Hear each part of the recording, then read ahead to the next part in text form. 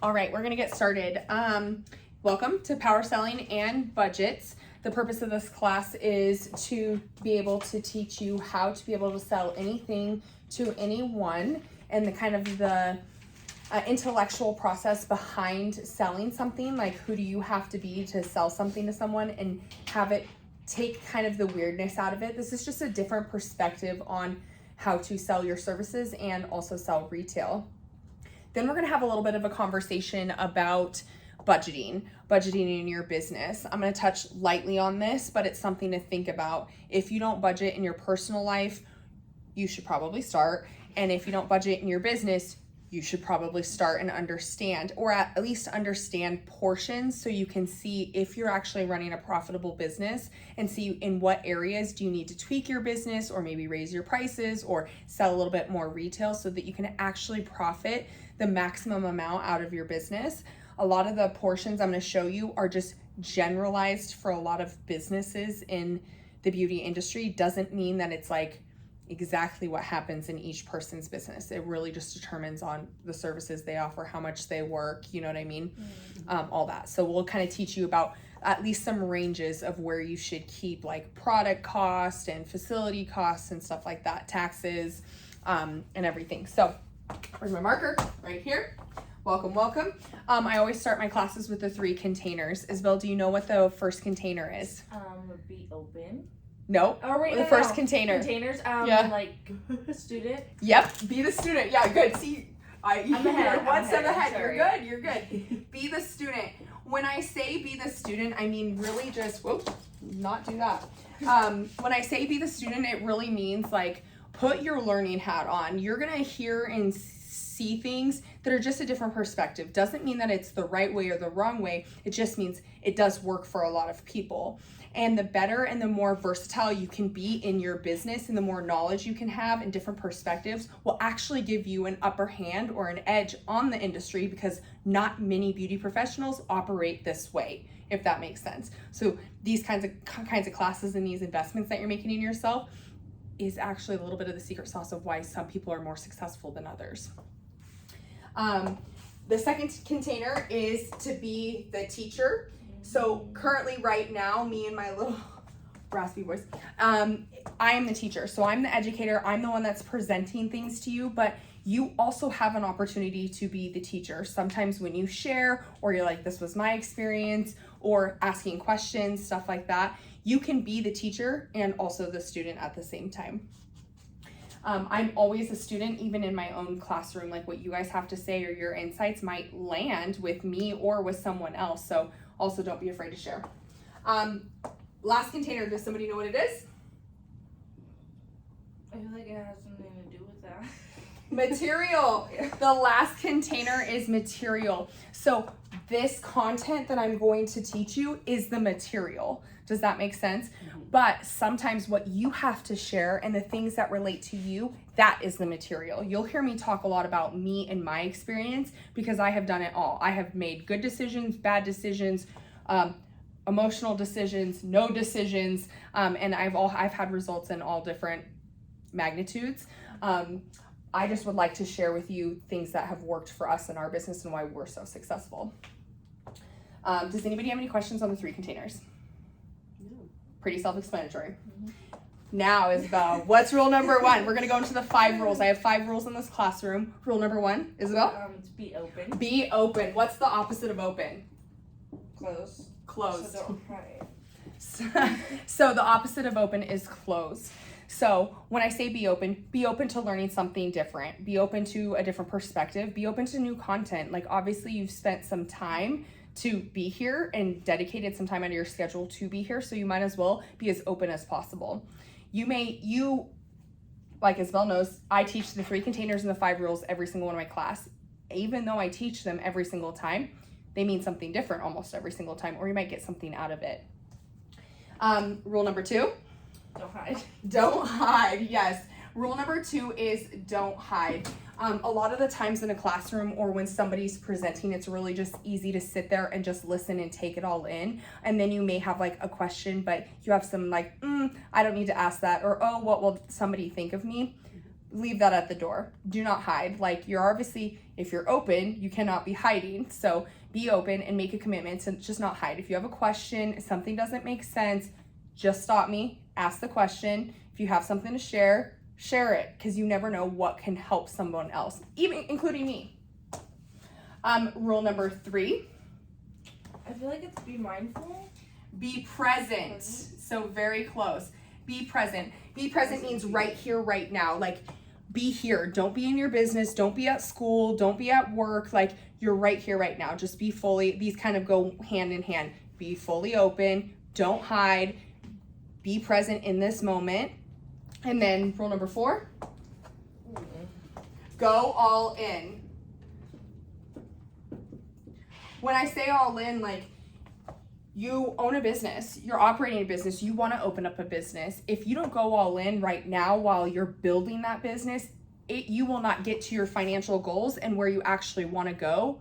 It's going to take you 3 times, 10 times longer, and then you're going to fail over and over and over, and it's going to make it harder to be successful. So if you're going to spend the time and the dedication to go in on your business, do it right now. So go all in. And our last 5th rule is never give up. If you open up a business, you have to be really clear on why you have that business. And it's gonna get hard. And life is hard. And there's gonna be times that you're gonna wanna give up. But in my classroom, we do not give up. We see it all the way through. I sometimes mess up models. I sometimes ramble and get lost in my own thoughts, but guess what? I just keep teaching, because that's just what we do. We just do not give up on the education, the impact, the intention, or why you're actually running a business. What rule stands out the most to you? Probably the go all in. Most of the time I like hold back a little bit, 'cause I'm like, I don't know if it's gonna work. It's more like, so just like going for it. Give yourself permission just to go for it. How about you? What was the question again? Which rule stands out the most to you today? Probably be present. Sometimes I have a hard time of like separating like work and home and life. Yeah. So be present in the right here, right now. Yeah. The one thing for me is like my watch tends to drive me crazy. And so I turn off notifications when I'm teaching classes or when I'm in a meeting or something, because I tend to, like, if it vibrates, I'm like squirrel and it pulls me in another direction. I just learned, hey, put a little bit of a boundary on it. So look, you're here, like classroom doors shut, like be right here. Okay. So when I say power selling, what do you guys think that I mean when I say power selling? Selling yourself and your business. Mm-hmm. Okay. The power part is what I'm uncertain about, but just like putting yourself out there, selling things, trying to keep yourself going. Yes. Power meaning you're a powerful and pretty confident person in how you run and operate your business. How I run and operate my business, people are like, I want to learn from her, because I have a sense of power behind what I do. Mm-hmm. And women tend to have limiting self-beliefs, which kind of takes their power away. Let's be real, men have them too. Mm-hmm. It's just that men don't give into the emotional side, or at least they don't show it. So when I say power selling, being able to sell something super powerfully, confident, you're certain, you understand the process of selling, you're understanding why you're selling, and you have made sure that that is exactly what that person needs, you almost guarantee the sale every single time. And when people say no, we'll talk about objections. When they say no, can you come up with a solution that's better than, or that will solve their problem, another opportunity to sell. But when you're acting powerfully, you'll be able just to exude that in your business, which will result in what? Increased service and retail sales, more profit, better business, right? Mm-hmm. Great. So there are going to be 4 pillars in power selling. These are the fundamental pillars. And when I say pillars, I'm talking about you. So the first pillar is who you are. I'm getting ahead of myself here. Who you are is everything. Meaning, how you show up to your business, how you talk about the products, how you talk about your service, how you present yourself is literally everything in selling something. Because in the beauty industry and also in business, you're building a brand. Now that may be a personal brand, that maybe you work for somebody else, but at the end of the day, you yourself as the service provider are building a brand. And so who you are to that customer, first and foremost, is literally everything. If you have limiting self-doubt, if you are shy, if you are not going after it, if you just don't want to talk to people because having conversations makes you weird, if you don't want to ask for the upgrade service, or if they want to get retail because, I don't want to inconvenience them, that will translate into your business. That will show up as lost revenue. Does that make sense? Mm-hmm. So who you are is everything. You have to make sure that, like, when you show up to your business, you're like, I've got this. Like, I can sell these things. I know the services, and I'm here to, like, actually service people. If you're in the beauty industry just because you want a lot of money, you are going to have a very hard career. Mm-hmm. You can make a lot of money, but the taxing that it takes on you personally, with having to be therapists sometimes, your body, your mind, talking, servicing, the back end and all that, it's going to be a really exhausting career. So you have to have some sort of like wanting to give back to others and make them feel good about themselves to be really successful in this, to have a true passion. So you have to show up that way. So who you are is everything. The second one is going to be, in selling something, you need to eradicate. What do I mean by eradicate? Do you know what that means? No. That's okay. Eradicate means like to get rid of, like to quickly get rid of. We need to eradicate this, like get it out right now. Neediness and desperation. The reason I say eradicate neediness and desperation, how many times have you gone somewhere and somebody has begged you to buy something from them? Mm-hmm. How does that feel? Gross.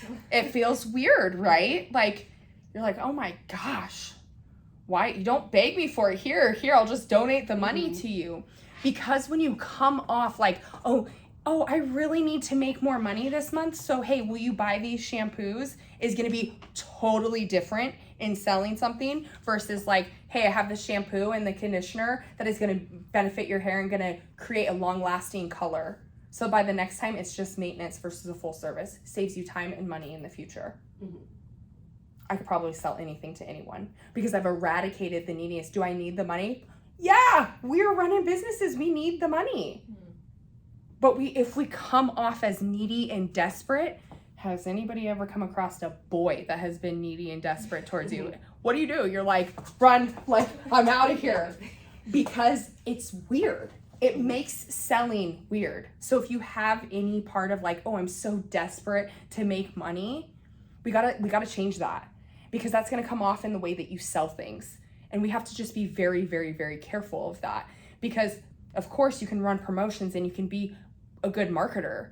But then if you're like needy, oh, my books are totally open, I'm willing to give 50% off to anyone who wants to come in today so I have something to do.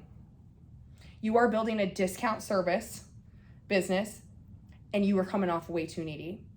It would be way more powerful to say, hey, I only have 3 spots this next week for appointments. I don't even care if you have 4 whole days open. But if you say, hey, look, my books are filling up fast. I have 3 spots for the first 3 people that contact me to book their services to get in for the next few weeks. Guess how many phone calls you're gonna have? Versus like, oh, I have nothing to do. Will you please come in and see me at 50% off? Do you see the difference? So never like discount your service? You can discount your services, but if it comes off as you're discounting it because you're desperate for your time, it's totally different. We're talking about selling yourself and your retail to your services and your retail to people.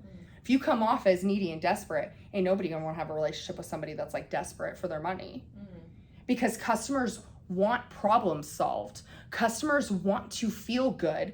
Customers, clients, guests, they want to spend their money on things where they feel like they're going to get maximum value. If they're having to fill your cup because you're all like needy, need something from them 24/7, or how about not just translate money? How about your client comes in and you just dump your life onto them? That you need a therapist versus be there for them.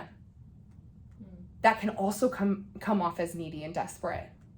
So you have to, like, that's why client conversations, that class is really important, which we'll probably do another one, because it's super important to learn how to talk to your clients. Learn how to like share your lives without it being like a therapy session. Believe me, I have totally done it before.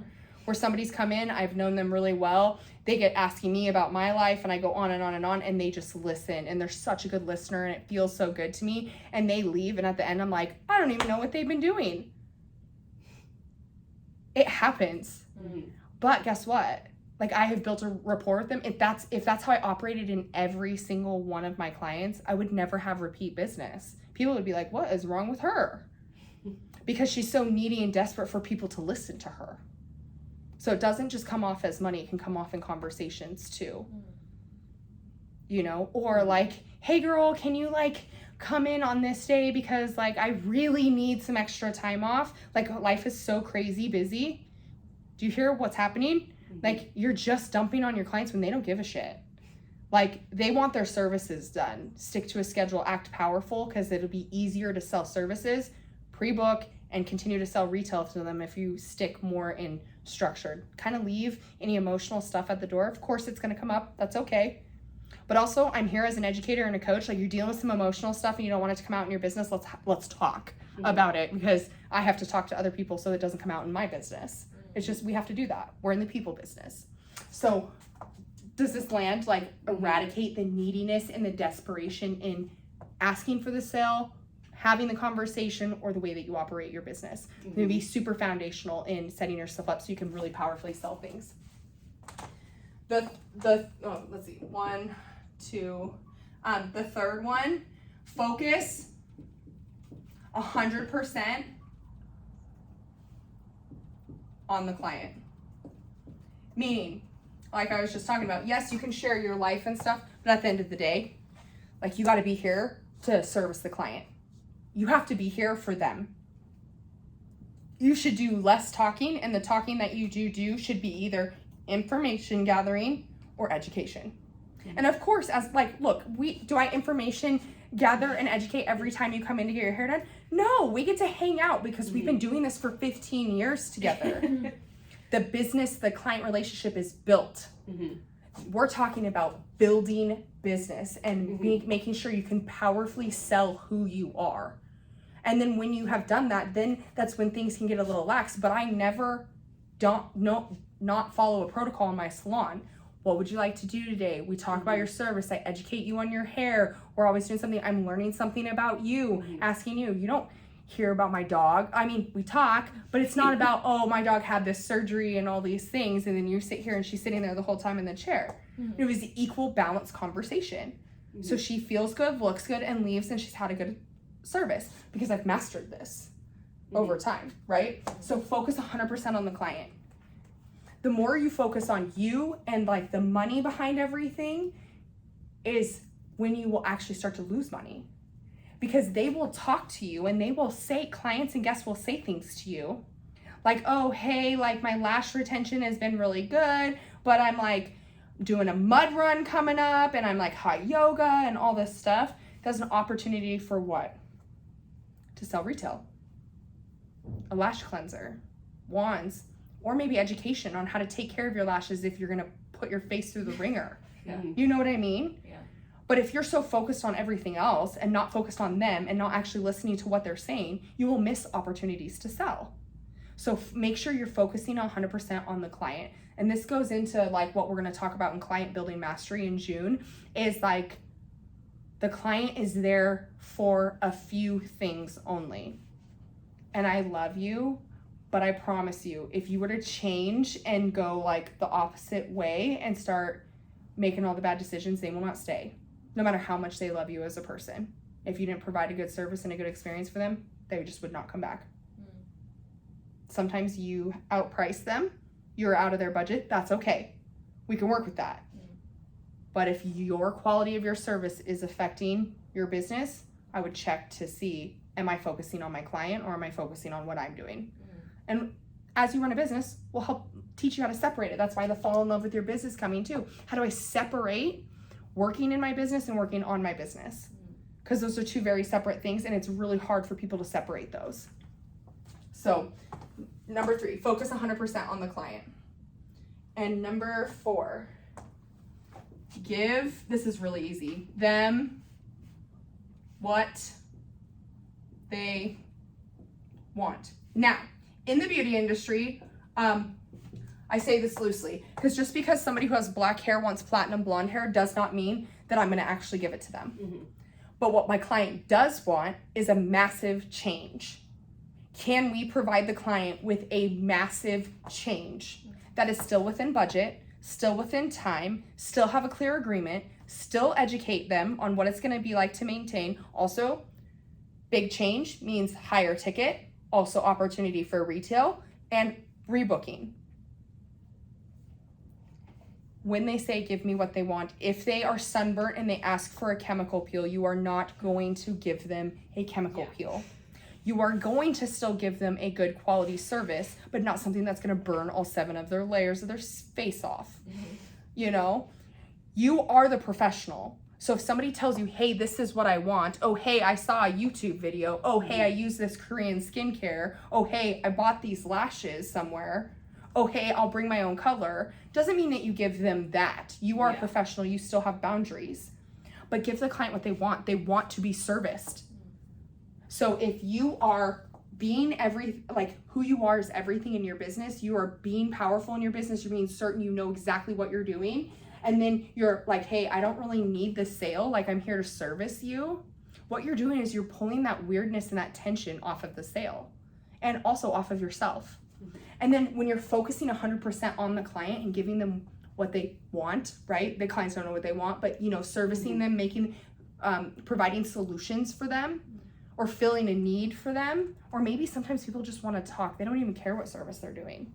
They just want somebody to talk to because maybe that mom only sees kids all day. You just have to be able to be well versed. So, what's something that you're hearing from these 4 pillars? Be confident in who you are and what you can provide for others. And really focus on your relationship with the client. And again, that confidence comes back in and I know you think you might want this, but here's a better solution for you. Here's what I can give you. This is something that will work better for you. Yeah. Or, hey, can I recommend this? That's fantastic. I would love to do that for you. But this was my best recommendation for you. You don't even need to tell them that they're wrong. You should be like, this is what I think would work absolutely best for you. Or if you don't want to do it, start with the price. This is, okay, if you want something like this is what it's going to cost. And this is what the maintenance is going to be. If you really don't want to do it. Now I'm at a point in my career that somebody's like, oh, I want gray hair. I'm like, no. You're not going to let's just be real. Yeah. You're not going to keep that up. And the cost and the time, and for how little time I spend behind my chair, I'd rather refer you to one of my beauty professionals that will 100% dedicate the time to the service for the one time that you're going to want this and then a corrective color later. And they're like, okay, you're right. I don't actually really want silver hair, but can I just be a little brighter blonde? I'm like, I can do that. Yeah. Because again, the client's going to tell you that they want something doesn't mean that they're actually right, but you still need to give them what they want, and most of the time you have to be really good about listening to what's being said without it being said. That just comes with time. So, perfect. Okay, any questions on, Isabel, what are you hearing from this?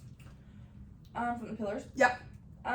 Hearing that, you need to be confident in your own business, because when you're not confident, then, well, not all else is gonna fail, but, when you're not mentally okay or physically or whatever, how would you expect everything else that you're putting out to be that way, too? Right, correct. Yeah, great perspective. Great, okay, that's power selling pillars. So these are the foundational pieces in being able to sell something really powerfully, you or retail. These will never change.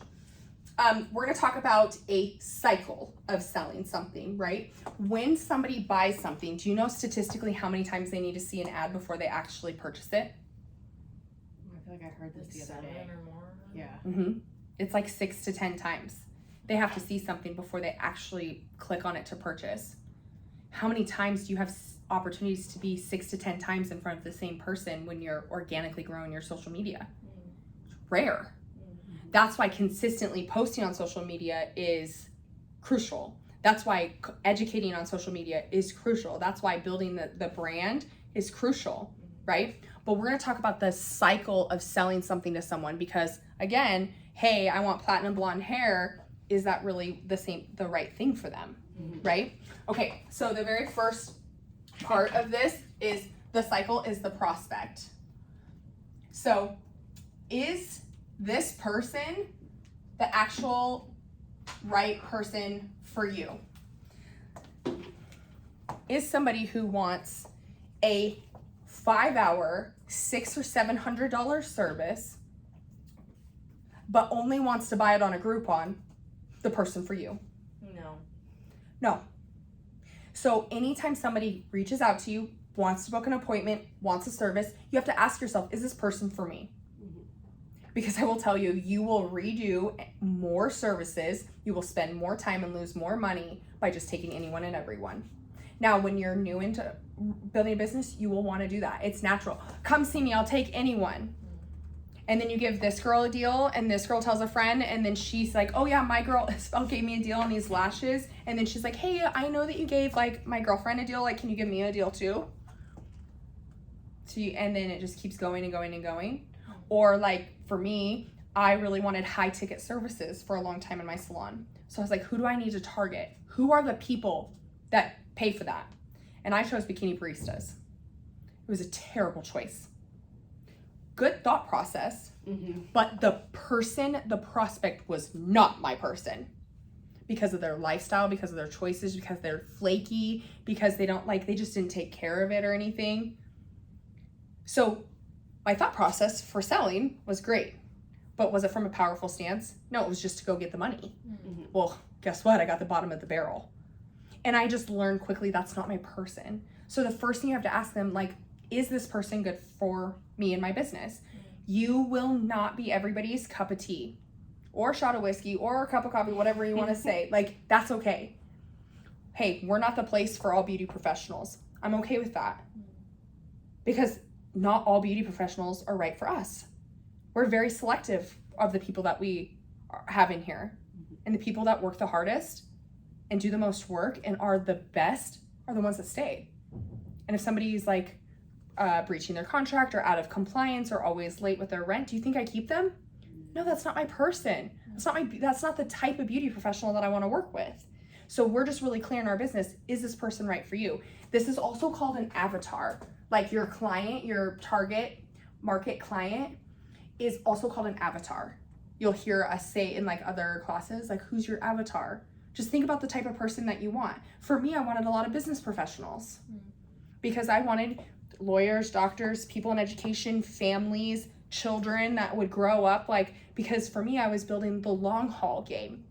That's why I do a lot of families. That's why I still have a lot of kids. I have generations of people that come into my salon because that's the business that I wanted to build. Because guess where I saw at 19, what I saw stability in? Working professionals that had families. So I targeted my business towards that. And then I grew a great business because I was just really clear on who my prospect was. So who's a prospect? Who are the people that you want to work with in your business? Ooh. I would say definitely people that I haven't thought about a whole lot, but people that I guess I can relate to because I can build that relationship with them better, which will help them want to stay. I know I want to do stuff to help people feel more confident in themselves. So a lot of like teenagers, say, struggling with acne or something, I want to help them. I want them to feel confident in who they are. So I would love to just build that relationship, and then maybe they'll grow up and I will have them for like anti-aging things or like other things. But like I could build that relationship. Or you have their mom super young, and then I can get their relatives or their friends to come in too. Because when you want to do teenager skincare, who do you actually have to go after? The mom. The parent.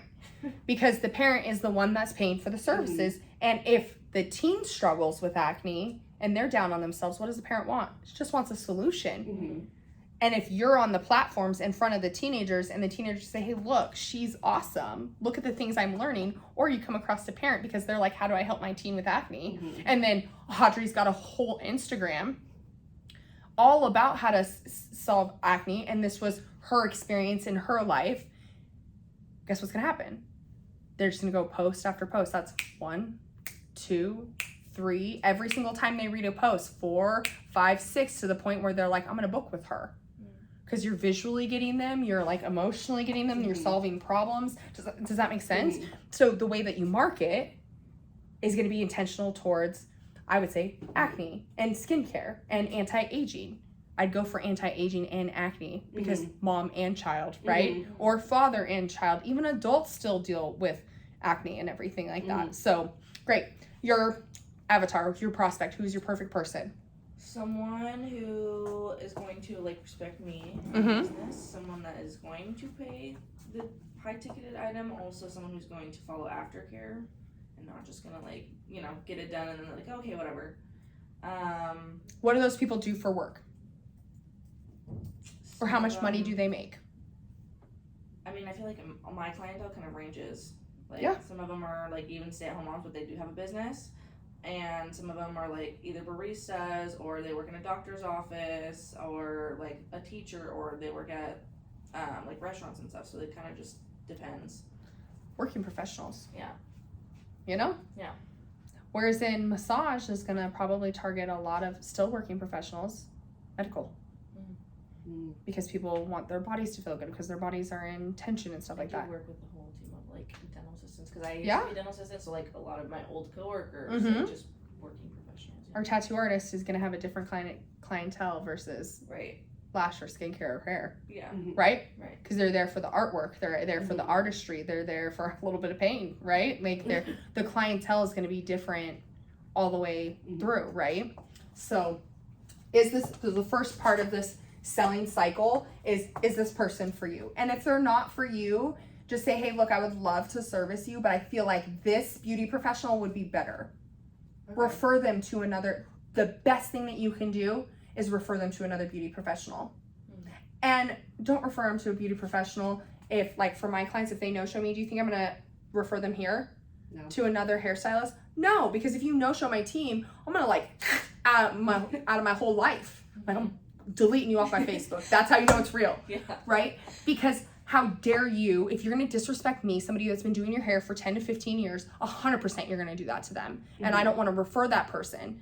But if you're like, hey, I don't have time, I'm at capacity, or hey, this is too much money for you, hey, I'd love to refer you to, you know, so-and-so beauty professional, or you guys are networking together and you're like, hey, look, Audrey's perfect in this industry. I mentored her in this externship program. She's newer in business. She's at a lower price point just because she doesn't have as much experience in the specialty. I would love to send you to her. You can also do that and help build up a new beauty professional or a newer person in business. Does that make sense? Don't just say, nope, you're not my person, because that's going to start to who you are. It's going to start to affect that. So always, like, if it's not for you, refer them out as long as it's the right thing to do. And if somebody no-shows me, I just tell them, hey, look, I'd love to refer you to a beauty professional in here, but I cannot refer you to my team if you're not going to respect my time. You need to go find someone else. That's when I will never refer them to someone, as if they jeopardize the money and the time, or they're just disrespectful. Does anybody have any questions on prospect? No. Okay, great. This next one, qualified. Okay, so this person is your person, you're willing to service them, qualify. When I say qualify, what I'm really meaning is you need to ask the questions. This is where the consultation is so important. You need to ask them questions so that you know what you can and cannot sell them. Okay. Because you're never going to be able to sell anybody anything if you don't know what they need. Because if you're going to focus 100% on the client and give them what they want, that means that you're going to ask the right questions. That's where the consultation is super important. What are your skincare goals? Short-term, long-term? How often would you like to come in? What are things that you've struggled with? What are things that you feel successful in? What do you love? What do you hate? What are you willing to do? What are your thoughts behind skincare? What do you know about skincare? Have you ever had lashes done before? Have you ever had a corrective color? Have you ever been blonde? Do you have any color on your hair? Do you have any henna on your hair? Are you taking any medications? And then somebody will go, well, so I have like this, my hair that I colored like 5 years ago, and this like stylist like broke it off, and then I like colored my hair with splat, and then I colored it dark and everything. All I'm doing is like, what the hell am I gonna sell them? a deep conditioning service, Mm-hmm. a liability contract that I don't recommend certain services. And maybe there's an opportunity to teach them something, turn them into a long-term client, because maybe they just have had bad experiences. So they're coming with chips on my shoulder. So if you have to ask the questions, that's why the consultation is really important. Skincare, have an intake form. Mm-hmm. Like, and I can share one with you. We have one, like a basic skincare intake form. Then you can keep it. Write notes on your clients so that you know, like, color formulas, what colors I use and when. I can't remember everyone, but I will tell you that what I do is I write notes. So next time you come in, I'm like, hey, look, we did red and purple and blue and all these things. Do you want to do those same colors? And I know exactly what vivid hair colors to use. Mm-hmm. I know exactly what the formulation I did so I can have consistent color, because I asked the questions, listened. Mm-hmm. And then if somebody's like, oh, I'm going to go out, you know, zip lining in the summertime, they have a full set of extensions, like, oh, I'm going to go into the desert and do all these things, I might recommend that they take their extensions out. Mm-hmm. And take a break over the summer so they can just be free and clear. I'll market and message it so that it's a benefit to them, but all that's really doing is saving me, because I'm willing to ask the right questions. And then the second part of this is listen. You have to listen to what is being said without what they're saying. Also, when you listen to them, like part of the all in, observe. This is the third part of this. Observe their body language. It's very easy for me to be able to tell, excuse me, if someone is not being truthful about what they have on their hair. It's very easy for me to tell if I'm sitting in front of somebody and ask them what they want, if they're very clear or not, based off of their body language. I can tell if somebody's really listening or really engaged, because I can ask questions, I can listen, and I can watch. And this is going to take skill, because in the beauty industry, we're just like serve, serve, serve. This is going to cause you to be on the opposite side of that. Ask questions, listen, and then observe. What you're doing is this person for me? You're asking all the questions so that you can be like, what services can I offer them? Is what I can offer them going to help them? And then listen to sometimes the things that they say. Oh, I never really get my hair done, maybe like once a year and everything. Am I going to give that girl a full foil? Heck no, because she'll have to be back in 6 weeks if she just told me a year. Mm-hmm. We might try something like a balayage and see her in 6 months and see if that works. Mm-hmm. And then if I don't see her in a year, it's still okay. Mm-hmm. But I would never sell her something that she's never going to maintain. Mm-hmm. Same thing with lashes. Why would you ever give somebody mega volume if they're going to come in once a month? They're just getting super expensive lashes every single time. You know what I mean? And then when you're observing them and observe how they do, if somebody's telling you that they're washing their lashes all the time and they're all gunked up, girl, I can tell. Yeah. Right? You can still tell, like, I can tell if clients are picking their lashes too. Yeah. And they're like, oh no. And I'm like, okay. I know you're lying, but, and then I'm going to recommend it. Ask different questions. Yeah. Hey, what do you do when you're like focusing and you're concentrating? Or you can be like, hey, you know what I really noticed? I noticed that I like twirl my hair. I was sitting and planning my business and I was just twirling my hair and twirling. Do you have anything like that? Mm-hmm. They might not even know that they do it because it's a comfort thing. Mm-hmm. And then you point it out, then they're insecure about it. And then again, that's going to start to affect the closing of the sale, right? Mm-hmm. So just just learn how to ask different questions. It just comes with time, you know? And also, when people talk about medications, I used to be very, like, when they talk about personal stuff, medications, stuff like that, I'm going to tell you right now, if you hold back on some of those questions, I've melted somebody's hair off to their scalp before because I didn't ask more questions. When I was just in the zone and I was just talking to her, she was a very interesting human, and then she was asking, she said something about a vitamin deficiency prescription and everything. I didn't ask more questions because I was too in the work, not focusing on them, focusing on everything else that I was doing. And the chemical reaction between the bleach and the calcium buildup she had on her hair melted it off, created fire, because calcium, hydrogen peroxide, and ammonia will create fire and heat. And all three of that just was like kind of what she did and kind of what I did, and then all the nobody's fault at the end of the day, just like it was just something that happened. But could that have been prevented if I was like 100% focused? Well, could that have been prevented if, you know what, it probably couldn't have been prevented. It probably would have had the same result no matter what, but I had an opportunity to ask more questions. even though she was my client, you always have an opportunity to ask more questions, listen, and observe. Does that make sense? Yeah. Okay, great. Okay, so the third one is presentation. So you found the right person, you've done a consultation on them, you know exactly what kind of skincare services they need or a skincare plan. You know exactly what kind of lashes they need or what the hair plan is. Now, the third part of being able to sell something powerfully to someone is obviously the presentation. We're all about presentation. Now, I'm not saying like you have to be like with your skincare. I'm talking about how your room is set up, how your tray is set up, how you show how what they look like. So it's going to be before their service. What happens before somebody ever comes in? What do they see? Probably like your booking site and seeing how that looks, how aesthetic it looks, what your before and after looks like, what Booking, like, yep, reviews, socials, like seeing people happy and like tagging you and stuff. yep, social reviews, booking, and then let's say you have a website, right? Yeah. So if that is a crapshoot or non-existent, you will lose people right here. Because they see you, then they want something from you, and you're like, hey, this works. But then it comes time to book something, and there's nothing. How likely is it going to be that they're going to book something? If they don't know what they're booking? Because everybody does lashes, everybody does hair, everybody does skincare, massage, tattooing, everyone. There's so many of them out there.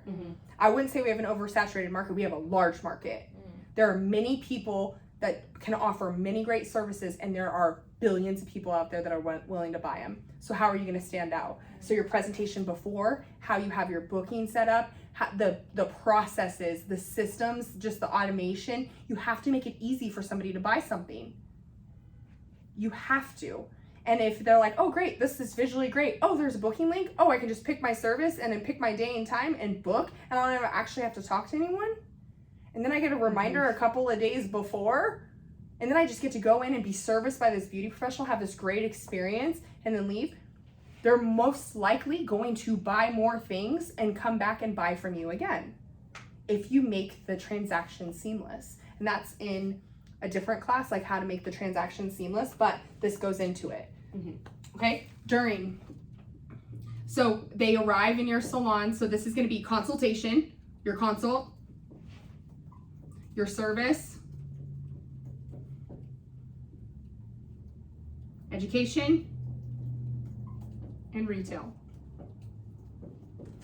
Now, during your service, your consultation, super crucial, because then you're really starting to be like, this is exactly, and start to make a plan with them. Have a lash plan, have a skin plan, have a hair plan. You have to have a plan for the customer. Give them something to come back for, right? So during your service, when you're doing a consultation, you have an opportunity to figure out what services they need or service them with something that they didn't know that they needed. Educate them every single time. If you are not educating every one of your clients on a service or something, now don't give away your trade secrets like these are the length of lashes that I'm using, but you need to educate them on skincare, on aftercare, on how to maintain in the summertime when you're in the river versus when you're in the winter snowboarding. Just educate them. Or if you're like, hey, you don't have anything to educate or somebody's really dry, just say, hey, I have this really fun skin fact. I tell people all the time, like, hey, I have this really weird hair fact. You want to hear it? I just like saying the word. And they're like, sure. And I go, do you know you have a muscle that's attached to every single one of your hair follicles? It's called the erector pili muscle. So when you get goosebumps, you have hundreds, if not thousands, of little tiny muscles flexing all at one time. So when I get goosebumps, I look at my husband and see me flexing my erector pilis. What does that do with the client? It makes them laugh. But then they're like, oh wow, like Lacey knows something quite like a random hair fact. But I still just taught them something. But if somebody's like really dry, I always come out with like super fun hair facts. Or be like, hey, what's a hair myth that you've heard? Or a skincare myth that you've heard? Ask them what they know. Because then I'll tell you what you can teach them. And it doesn't have to be long and drawn out and detailed. Just straight to the point. Like, hey, did you know that if you don't clean out your brushes, like people only clean out their brushes like once a year traditionally, and how terrible that is? Like, make sure you're cleaning out your brushes if we're doing these acne facials, is that will help you. Right. And ironically, I have a lash cleanser or a, makeup brush cleanser that if I can send you home with, you can try it out and tell me how you like it. I just sold them a service in retail because you've solved problems for them and then taught them something. So education is a really good way for you to be able to sell something to someone. Okay. And then retail. You can recommend retail all day long. Are you going to sell every single person? The more and more you do it, the more and more that you get people in this habit of doing it, people will just come sell. So when I put up my private makeup line, sold it fast because I had already for 10 years trained people to buy all their stuff from me.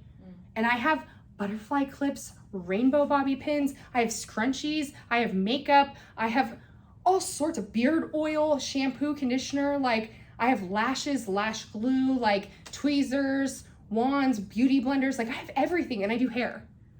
But I have it available, and guess what? People buy it because they'd rather buy from you, a small business, than a big corporation, because it makes them feel good without saying like, oh, hey, shop local, which we get to do once a year. But like, I just have things available for them to buy. Or when somebody's like, oh, those wet brushes are cute, and be like, oh my gosh, do you like, which one do you like?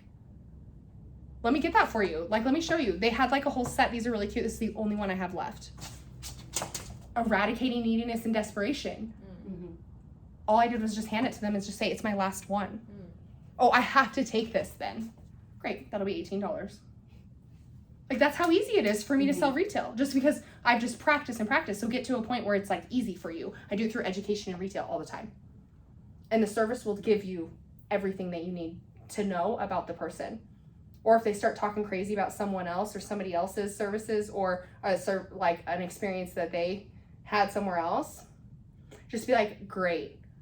Tell me about your worst spa experience so I can make sure that you have the best spa experience. Great way to turn negative conversations around. Just be like, I want to ensure you have a great thing. Because during your service is like exactly what's going to get them to come back. And then after. So this is also going to be review, but this is going to be like checkout, how they check out. So making sure you have credit card processing. If you ask them for a review, if your booking system follows up with them, like what you do before, during, and after. This is basically kind of like a sales seduction. Does that make sense? Like, we're gonna like, oh, hey, this person's interested. Yes, I can service them. And like, ooh, visually, like you got them. And then they come in and you give them this whole experience, and then you just don't leave them high and dry.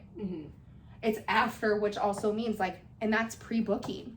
Would you like to pre-book your next service so I can guarantee a day and time for you? You're making it easy for them. It just, you want them to continue to say yes. Like through every step, yes, yes, yes, because you're training them to buy from you.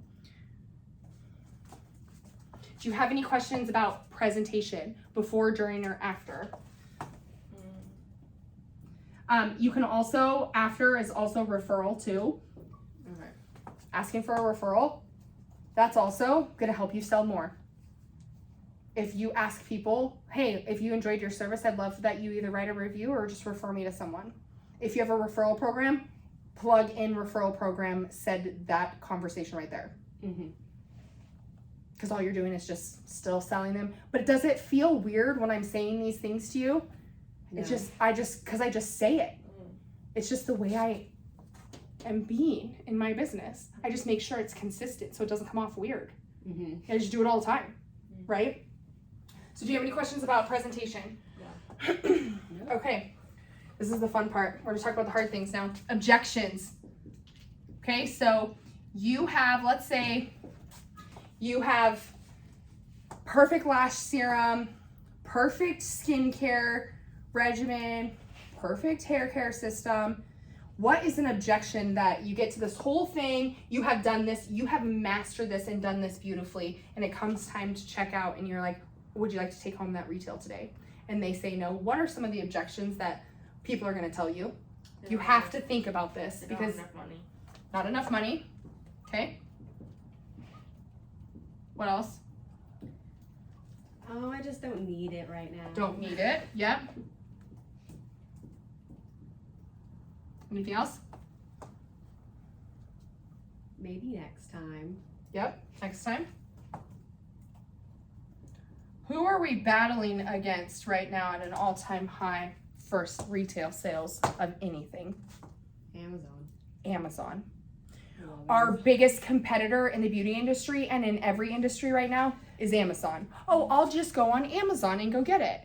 I literally had a client look up the watercolor shampoo while she was sitting in front of me. Yeah, I've had that before. And I was like, oh, she's like, oh, I'll have next day. And I go, actually, you know what? I can beat Amazon because I have it right here. Mm-hmm. But because I learned how to budget and learned how to prepare my business, look at what I did. I eradicated this real quick, even though I know this is a big problem. Mm-hmm. Just who I was, who I showed up in my business. I was 100%. We were talking about it. I didn't get weird because she looked up on Amazon. I just planned and prepared my business so well that I was like, look, Amazon next day, guess what? I can do it like next second. Mm-hmm. I'm quicker than Amazon. Ha ha. She was like, girl, you're so right. I'll just get it today. Mm-hmm. But if you don't ask and you don't educate, you're never going to have the opportunity to overcome the objection. Well, and sometimes clients will be like, oh, I can get it on Amazon, but then you also don't know exactly what you're getting. Yeah. Amazon can be sketchy when it comes to products. Perfect. And this is a perfect opportunity to educate your clients about black market stuff, Mm-hmm. Fake products, expired products. You can just say, hey, look, yeah, that's great. You absolutely could. But when you buy from a beauty professional, like it's guaranteed to be the freshest, the highest quality, and 100% the real product and to give you the best results. Mm-hmm. Did that feel weird that I said that to you? You're like, great, what do I buy? I saw you both were like, yeah. Because if you just the way you message it and you overcome the objection, right? Someone not enough money, that's great. Follow my social media pages, marketing, right? Follow my social media pages. Sometimes I have retail sales and everything. I'm going to put this in your notes and just set aside a couple of dollars and then we'll talk next time. Mm-hmm. Eradicate the neediness. You don't need the sale, but what did you just do? I'm going to put in the notes so I can follow up next time. Or, hey, save a few dollars here and there. We'll just chit chat about it next time. Like, you can overcome it. Mm-hmm. And then, or you could be soft and gentle like that if the person really doesn't have the money. Or if somebody's just being stingy and they don't want to spend the money. I'm just like, okay, but what is it going to cost you when your color is ruined? How much is it going to cost you to have to come back and get this redone because you don't want to use the right products on your hair? Mm-hmm. Or you don't want to not flat iron your hair on 450 degrees and melt it off. Mm-hmm. Like, what's it going to cost you? And then you could do both, right? You could go more of like the more, I would say, more aggressive and blunt and straight to the point of like, how much is this going to cost you if you don't do it? Mm-hmm. Or you'd be like, oh, hey, great. I totally understand. No pressure. Like, I'll put it in your notes. We'll talk about it next time. You better bring it up next time. Mm-hmm. It's just part of being a good marketer, right? So, and then, oh, I don't need it. Could do the same thing. Okay, that's great. Mm-hmm. Like, sure. I can guarantee the life of this service for up to like 7 to 10 days. If you don't do the at-home recommendation after that, it's going to be, I can't guarantee it because this works and is maintained at home mm-hmm. with these products. Mm-hmm. Doesn't sound weird, doesn't sound anything. Just say, okay, great. No problem. Just let me know if you want it. They probably will call you the next day. Or they'll probably be like, oh, you know what? I'll just get it right now. Because you're not weird about it. Mm. And then, oh, I'll get it next time? Great. I'll put it in your notes. We'll circle back around. And then when they come in next time, just be like, hey, how's your hair been? Makeup or your skincare been? Mm-hmm. Like, where you should be at by this service, because it's been 4 to 6 weeks, is here. I see that we're slightly behind schedule. You know what would really help is making sure that you have an at-home skincare routine that will maintain the life of our services for longer. So by the time you come into 6 weeks, maybe we can push you to 8. Mm-hmm. Tell me they're not going to buy it then. Mm-hmm. And they may or may not, but I'm going to tell you, you have a whole higher chance of selling retail when you do it like that. And this is just the way you are in your business. It all comes down to these pillars, right? Mm-hmm. So overcoming objections. Any other objections that you guys can think of? Like, just throw some out there, and then I'm going to see if I can, like, spitfire and overcome them right away. You just have to be really good at knowing what people are going to say or thinking about what people are going to say. I feel feel like those are just the main big three that I always hear. Great. You're great. And then you also have to think, like, if something comes up later, you're going to be like, oh, okay, this is an objection.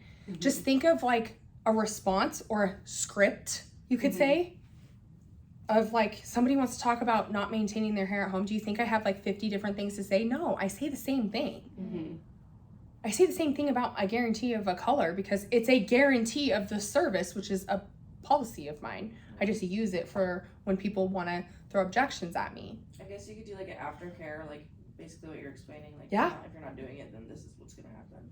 Yeah, these are the results that you could see. Like your lash retention, you could see them, 50% in 7 to 10 days, and if not 60% by the 2 weeks.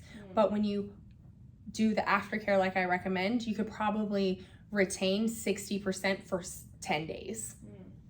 And kind of change that. It'll just give you longevity in your service, and lashes will look prettier for longer, which is what they want, right? Because you're giving them what they want, you're just saying it in a way where they're like, yeah, I need that. I'm willing to do that. They're teaching something. You look like the celebrity, the expert, the authority in what you do. You're confident. So you can see how this is starting to shape. Like, it's going to be so easy for you just to sell services and sell retail when you understand this cycle. Okay? Great. So after objections is the final sale.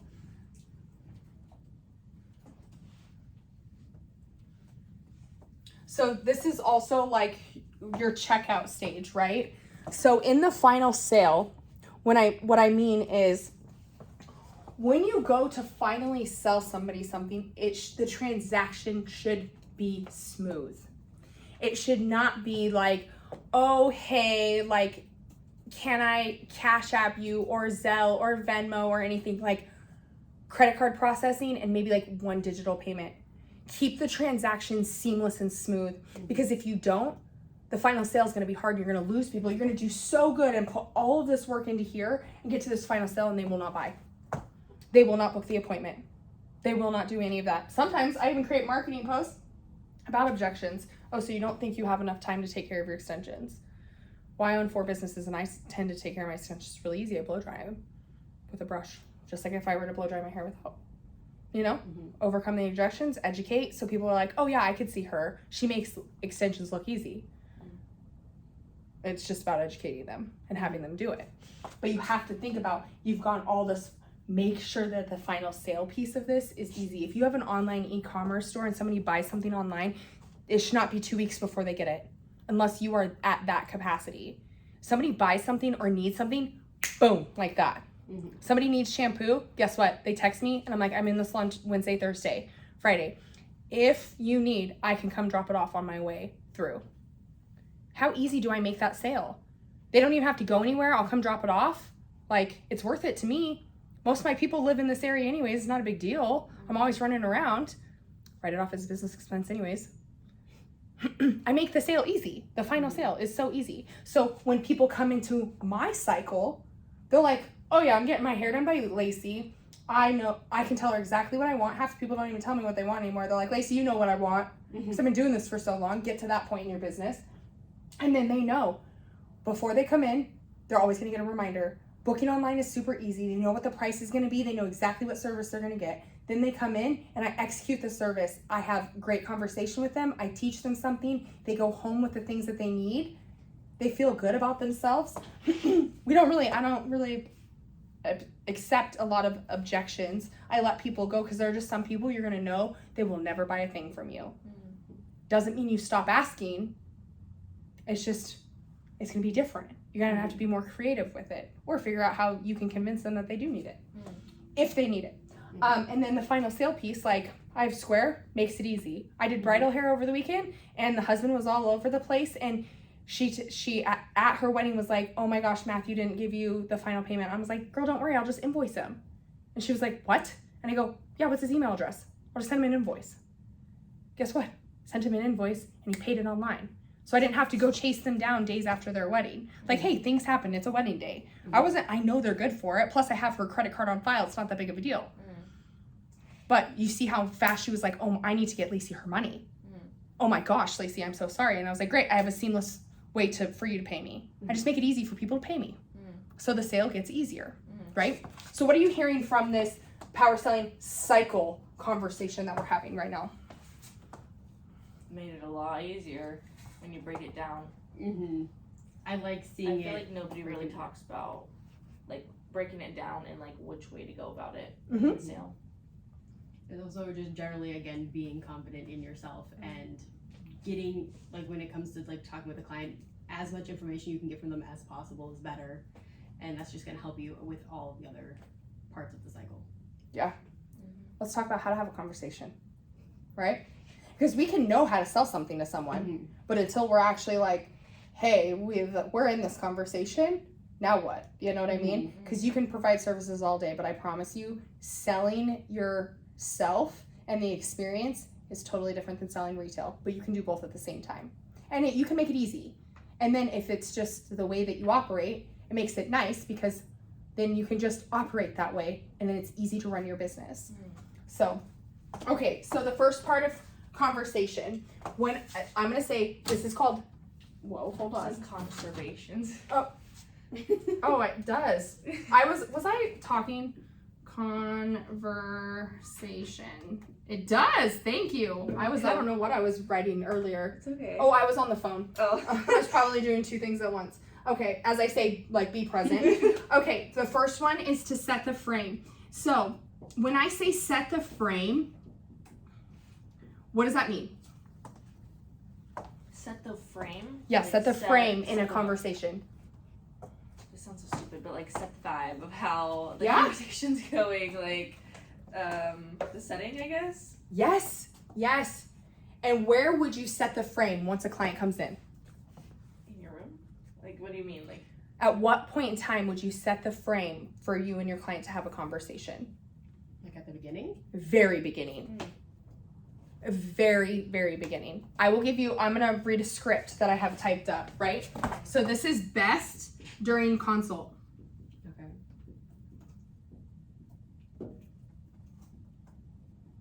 This is what it sounds like. I wrote this down. Thank you for coming in. I assure you that I'll give you the best service and highest quality. I will educate you, come up with a plan, and for you to have the perfect beauty services. Now, this is why I'm talking about like brand new clients too, right? Setting this is really important about the experience. Like, hey, thank you so much for coming in. Every single time. Now, Audrey, you're gonna pick up on this. Every single time I'm like, hey, how are you? Thanks so much for coming in. Here, take a seat. What can I do for you today? Who owns that space in that moment in time? Me. Without me being like, hey, we're gonna come up with an agreement. In the beauty industry, it has to be a little bit softer. It has to be a little bit more natural. You have to control your room. And not as a like power play control, but your business. Because if you start like weak, timid, late, all over the place, your clients are gonna just bulldoze you during the service. I promise. It's happened to me. It happens to me still, where I'm like, what the hell just happened? Because I was casual about the way people came in. Something I do, I walk my clients to the front door every time. That is trained in me from my very first salon. We were trained to, when you're done with your client, you walk them up to the front desk and you say goodbye. Controlling this frame in the space the whole time with your client.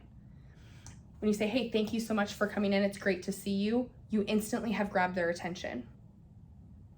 When you're like, hey, please take a seat. Tell me what you would like to do today. You're taking control, not telling them like, oh girl, blah, blah, blah, blah, blah, blah, and they're like, talk.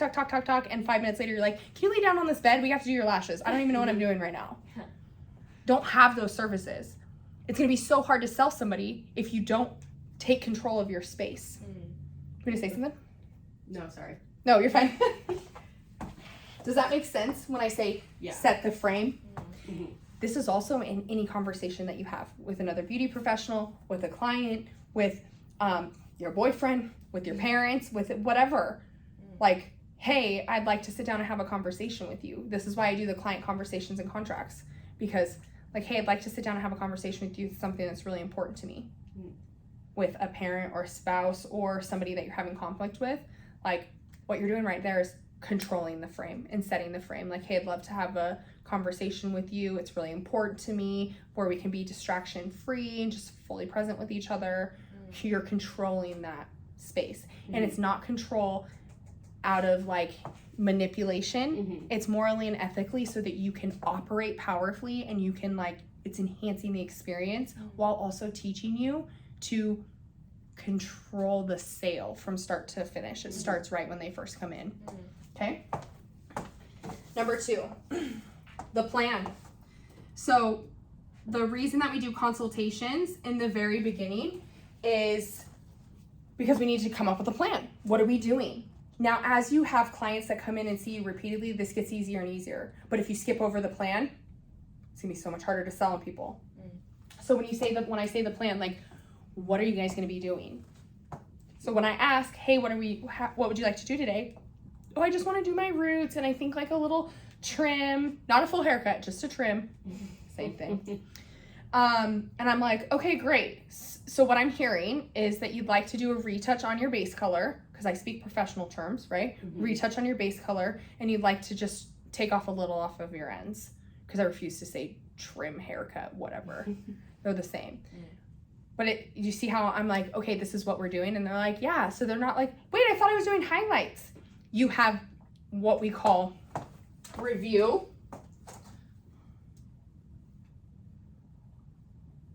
and agree.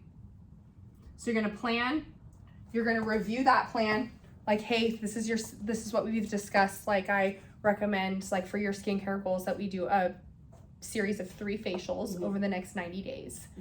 And this is the result that we're going after. You're going to come up, this is the plan for you. This is your lash plan or your skincare plan or your hair plan. I call it hair plans. These are your hair plans. Somebody comes in with a corrective color and doesn't want to spend the $800, that's okay. Let's make a hair plan. So we can do a little bit now, a little bit in 8 weeks, a little bit 8 weeks after that, and over the course of a year, we'll get you to your desired color and maintain the integrity of your hair. What have I just done to that person? Kept them coming back to you. I would have felt more comfortable going to you because it's like, okay, you're not trying to like kill my hair just so you can get my money. You're like, right, because I'm eradicating the neediness for the money, and I'm focusing on what the client wants. But what I'm also doing is making a plan so that they can come back to me. If you're the one that creates the plan, you become the expert to them. And when you become the expert to them, and then you deliver high quality service, which I know you guys are capable of, they come back. And then selling the services has now become easy. Now it's just an experience. Now we can build retail skills on top of that. And then that, over a long period of time, increases your service and retail sales, right? Okay, so in the conversation, like, thank them for coming in. What are we doing today? We're doing a consultation. Review the plan with them. Come up and review the plan. And then this is the script. As I'm understanding, you would like to achieve blank look and style.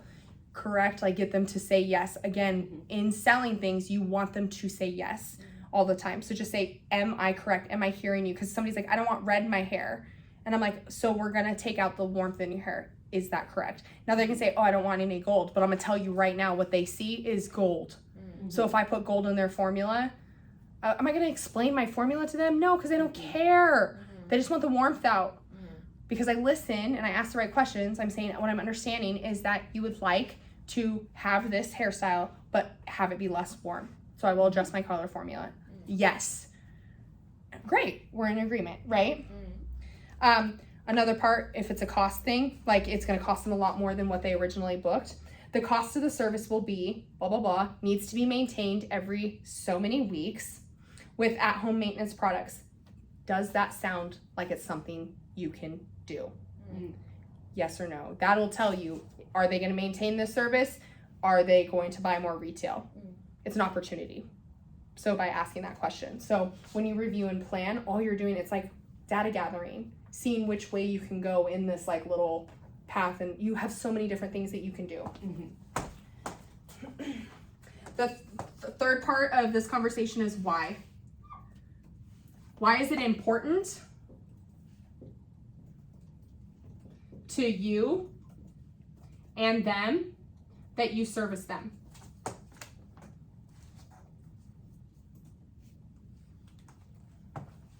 I say a lot of the times when people are trying to fight me on certain things in like objections, It's important to me that you have the highest quality service. So I'm asking you these questions so I can get a good understanding. I'm going to tell you right now, if you tell them that it is important to you that they get a good quality service, you are, and they're like, yes. All you're doing is training them to say yes once again. Like, yes, she's amazing. It's reconfirming in their head, like, yes, I need her. Yes, she's great. Oh, yes, I feel important to her. She's important to me. Because people are coming to fill a need. They want to feel beautiful. They want time alone. They want, to look prettier. They want to solve a problem. They're in pain and they want relief, whatever that may be. So you need to always let them know why it's important. Or, hey, it's really, really important to me if you could review my business and let me know how I did. Or refer me to another person if you enjoyed your service today. Again, not pushy and not salesy and not weird questions. It's providing a higher quality experience. I tell you, go into some of these high-end spas and salons, they are doing this through and through. They just have 20 people that have an impact on that one client. You have you. So 20 people can do little tiny bits and it makes a whole big experience. You are responsible for the whole big experience. So if you just operate in such a way that is like luxury, your clients are going to want to go anywhere else. They need to know, you need to know, why is this important to me and why is it important to them to come in? And then also communicate about that. So I wrote, it's important to me that you look and feel your best, as well as receive a high quality of service possible while visiting my suite. That can be a marketing post. That can be a thank you to my clients once a month. That can be in conversation with them, but it needs to be said. You need to let them know why it's important to you and important to them. We've talked a little bit about this. When you're having a conversation with someone, listen. We set it up in here, listen, but once you get into conversation with people, it's going to be really hard for you to listen because you're in a conversation and you're working at the same time, you're multitasking. So this listen part of the conversations, when you ask questions and you're listening, these, like I said earlier, these are going to be your opportunities for sales. This will tell you, what can I sell? Like, always in the back of your mind, like, hey, is this a need? Can I fill this need? Oh, this is something that they're saying they're struggling with. I would love to fill that. Or if they're like, what, I didn't even know you had a massage therapist in there. What do you think I'm going to do right then and there? Let me get you Allie's information, because I've become a master networker. Because I see that person has a need. And I care enough about this building and everybody in here that I'm going to instantly refer them to Allie. Because what's going to happen when somebody that's on Allie's massage table needs their hair done? She'll be like, we have the best. Go see Lacey. And then everybody's growing business. And then that one client is being serviced, because you can't do everything. But listen to what they're saying, because this will give you an opportunity to make more sales, or just say, hey, look, Allie, a ton of people want to get massages. Do you have a promo code? Do you have any specials? Where do you want? And connect with that person so that when people are telling you things, you have an opportunity. And then when you refer, like, oh, hey, you solve a solution with somebody else and you're referring somebody else's business, what does that make you look like to them? Master at what you're doing. And then they want that, right? So part of having a conversation with your clients is also listening to what they're saying, because this will give you an opportunity. If they say, oh, hey, I've never worn makeup ever in my life, and I started and now I have breakouts and stuff, opportunity, sell makeup remover, educate them, have an be like, oh, hey, I'd love to maybe do like a one-on-one skincare session with you. Sales opportunity, right, for your time, and be able to walk you through what it looks like to just take care of your skincare at home now that you're wearing makeup.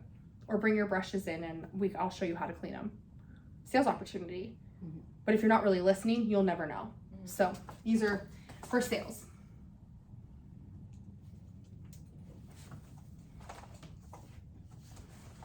So 2 scripts. What I'm hearing is, so when somebody tells you something, somebody gives you like kind of a problem or they're struggling with something, all you have to do is repeat it. What I'm hearing is, because what are they going to say? Yes. It's just another way for them to agree with you and for them to be like, you're like, yes, it's all part of this like silent sales seduction. That's what actually makes it powerful, is that it's not in your face. It's just being intentional about creating a good experience, right? Then the other one is there something you would like clarity on? perfect question to ask if like the person's really dry or they're a lot of drama. Is there something that I can help you with? Like get clarity on with your lashes or skincare or the beauty industry. Or like, hey, did you know that we have a bunch of other services in here? Like you could totally spend the whole day in here and get like a spa day. All to yourself. Like you're selling a whole day. And they're like, yes, because then if they're gonna buy from all these other people, they're coming back because you're solving lots of problems for them. So, listen. What are you hearing so far with these first 4? Set the frame, the plan, why, and listen. What are you hearing? Like a lot of reaffirming what the client wants and like how you can provide that for them. And just generally, like, at least with the beginning, and being in control of the general situation. Yeah. Isabel? Kind of, you said being in control of the situation. Yeah. That's perfect. Because if you're in control, I promise you have way more likely to be able to, what I say, morally and ethically leverage the room by providing high quality service, and then they will pay you more money. That is just fact. People pay a lot of money for a lot of stuff to make them feel good, and they still are miserable. Sell people things to make them feel good, and then teach them how to be good. So then they're good for you. Better repeat business and better prospect, right? Okay, so number 5 is possibilities.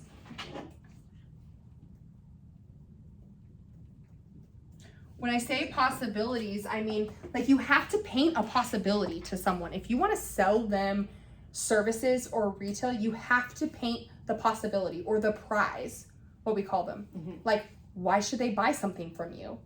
What is it that they're going to gain? What is the benefit that they are going to gain? What's a benefit that somebody, if they stayed regular on their, like did 6 facials over 6 months, what is the benefit? What is the possibility for them? Their skin's gonna clear up. They're gonna feel more confident. Any like minor piece of their skin that they didn't really like could go away. Just so they'll feel better about themselves. Great. What's the possibility that would happen to Isabel, to somebody that maybe like had an eyebrow, something disorder, picking disorder, and then they got a set of false lashes to battle that? What would the possibility be for them? It can cause damage to their hair follicles, so we don't want to do that. So maybe finding like a sleeping eye mask or like gloves. Some people wear gloves to sleep, or just brushing them out and just making sure. A silk pillowcase. Something that's not gonna like tug at them, so you can protect your investment. And the possibility is that they will change that habit. Because people that do stuff like that to their eyelashes, like I just read this whole article that they're recommending that people do that is because when you glue the lashes to their natural lashes and they pull them, it hurts more. They should stop doing it, right? Or it makes them feel good to the point where they stop focusing on the other. Like it's crazy what just a set of false lashes can do for you. But if you don't paint the possibility, or hey, a girl that's really struggled with her confidence, she's always done classics, like hey girl, I'd love to put some like volume right on the outer edges, kind of open up your eyes a little bit. I think it would really pop with your eye shape. You're painting a possibility, and then what are you going to do in the future? You're about to get hybrid lashes. And then when she gets fuller volume, then guess what's going to happen next time? More. Do you see just increasing the service every single time?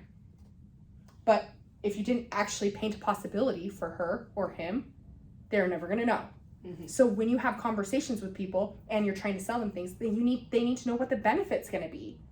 Like I'm just not going to sell somebody beard oil if they don't have a beard. There's no benefit just to sell it, because then guess what? I become needy and desperate for the money if I'm just selling things to sell things, right? So possibilities. So let's see the script. If you use professional home care hair products, I can guarantee my service, just like I said earlier. That's easy. If you use professional products for your aftercare, I can guarantee the results of this facial or your lashes or your skincare services. Does that make sense? And then let's see, what's the other one? I love this. In my professional opinion, if somebody is testing you because you are a professional, like, oh no, I know this, I know that, I watched Brad Mondo, you know? Well, in my professional opinion, remind them who you are, right? I just say, in my professional opinion, this is what I would recommend. Versus being like, Brad Mono's a celebrity hairstylist and his videos suck. Because that's my opinion. But we're not here for me. We're here for them. So, in my professional opinion, I would recommend that you do these services to maintain this look or to achieve this look. Does that make sense? Yeah. Another one, and my years of experience. When you get years of experience down, in my years of experience, I have found that people that want platinum blonde hair typically do not want the financial, keep up on the financial investment, the at-home maintenance, and it doesn't look great with their skin tone. Can I recommend something different for you that would look the best? And guess what they're gonna say? Yes. Because you're just getting them to say yes over and over and over, you know? And then you're also still controlling this whole cycle without it being weird. Does that make sense? Great. Number 6 is offer.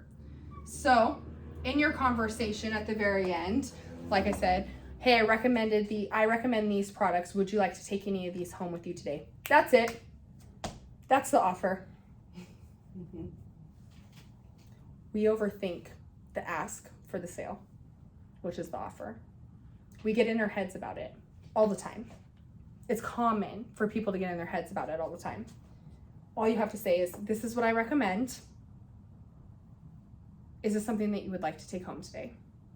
And don't recommend 7 products and expect them to take home 7. Right. Yeah. Recommend 1 or 2 and see if they'll buy the 1 or 2, because I promise you next time they'll probably buy 1 or 2 other ones and then other ones. And then they're going to need to refill on their first product that they bought. And over time, they will buy a lot of products from you. But if you just try to 7 products at once, nobody is going to do that unless it's a massive corrective color, which is also unlikely that they're going to buy every single thing that you've recommended after they've dumped $800 into their service. You know what I mean? Yeah. So in part of the conversation, just make it natural. Make it part of your checkout. Hey, these are the products I recommended. Would you like to take any of these home with you today? That's it. There's not much to it, but people get all the way and they do all of this, and then they flop right here at the very end, which is right here at the final sale. Do you feel weird asking for a sale? Working in retail, yes. Yeah, why? Well, I guess working for like a really big corporation is like, at that moment in time, if you don't need it, you don't need it. Because for me, a lot of the time working in retail is like my manager, like, you need to sell them this, you need to sell. It's like, well, what if they really don't need that? Especially when it comes to like credit cards and stuff. It's like, but what if that's just like not it for them? Credit cards are a little bit different than retail. Yeah. Credit cards is debt. Poor money management. You know what I mean? Like that boils down to people's financial fiscal responsibility, which that's awkward. Yeah. Right? But what if you just made it part of your routine? How many times have you gone there and they're like, hey, would you like to sign up for a Macy's card today? You'll save 10%. And you're like, no, thank you. Great. Just hit no on the screen. They have nothing about it. It's part of their thing. And I'll tell you, they probably have more people that sign up through those people asking than they do actually organically online wanting to have a Macy's card. So, but because they offered it, they were just like nonchalant about it. They asked it. They get more sales because they asked, right? Let me see, the script for this one is so-and-so product has benefits A, B, and C. Not hard. Hey, I'm presenting this with you. And then in your offer, I enjoy having you as a client and I'd love for you to refer me to any of your friends. That's also a part of a sale, asking for the referral. It's just be casual about it. Be intentional. If you're going to be ruthless with anything, be ruthless with your intention in your business, not about the things that you say and how it comes across. Does that make sense? Yeah. Okay, now this says final sale, but I'll put close.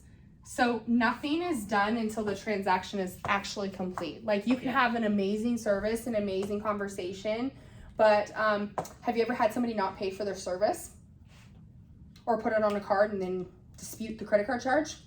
Not yet. I have. And look what I just told you about my bride over the weekend. She was about to stop her whole wedding. Nope, sorry. There are certain people I'll work with, certain people I will not. The reason I have a 5-page bridal contract is because I did a friend's hair and she was being a little witch, and I said, hey, look, we're not doing this right here. I said, I will walk right out of here. You are not going to be treating people like that. Then she was all kind, come down to I'd finished everything. Guess who decided that they weren't going to pay me because I stopped her. And I was out the whole day. Like, what are you going to do after that? Because I had no credit card information, no processes, wasn't willing to have the hard conversations. Because I was like, oh yeah, I got it. I'll do your hair and then get the money later. No. This tiny final payment I got this last weekend was a fraction of the whole contract. Because 50% was due the day it was signed. And then she made payments all the way up into that day. So if I didn't get paid, guess what? I still had a credit card on file. I could still charge. So no matter what, I was getting paid. Because I know that my sale is finalized when the transaction goes through. So don't give up on the sale until it's actually done. Because a lot of people will get all the way to have this amazing experience all the way through here. They won't offer anything. And then they're just like, okay, see you next time. Or they don't charge for the appropriate services. Do not do that. Do not be giving out mega sets of volume lashes for classic prices. Don't be giving away eyebrow waxes and lip waxes and all these deep conditioners and all this stuff and only charge it for a haircut or for a basic facial. Don't do that. Like, you're shorting yourself on the money.